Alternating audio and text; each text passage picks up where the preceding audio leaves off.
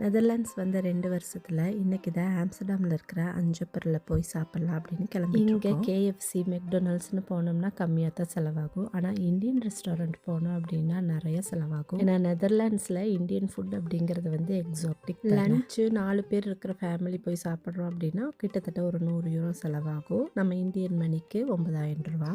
இங்கே எல்லாத்தையுமே Indian money கூட கம்பேர் பண்ணிக்கிட்டே இருந்தோம் அப்படின்னா வாழ்க்கையை வாழவே முடியாது. என்னுடைய ஃபர்ஸ்ட் ஃபாரின் ஸ்டே அப்படிங்கிறது வந்து ஜெர்மனி தான். ஜெர்மனி வந்த புதுசில் எல்லா யூரோவையுமே வந்து கணக்கு பார்த்துக்கிட்டே இருப்பேன். இந்தியன் மணி கூட கம்பேர் பண்ணிக்கிட்டே இருப்பேன். அது வந்து தவிர்க்க முடியாதது. நியூ கம்மர்ஸ் எல்லாத்துக்குமே வந்து அந்த ஒரு மைண்ட் செட் இருக்கும். ஆனால் பார்த்தீங்க அப்படின்னா கொஞ்சம் வருஷம் போனதுக்கப்புறம் அது எல்லாமே மாறினதாக இருந்தாலும் நடுத்தர குடும்பத்தில் பிறந்துட்டு எல்லாத்தையும் விட்டுட்டு வெளிநாடு வர்ற நம்மள மாதிரி இந்த 80s 90s கிட்ஸ் வந்து காசை செலவு பண்ணுறதுல கொஞ்சம் கஞ்ச பிசினரித்தனமாக தான் இருக்கும். ஆனால் இன்னைக்கு காசை பற்றியெல்லாம் கவலைப்படாமல் நல்லாவே சாப்பிட்டோம். மனசில் இருக்கிற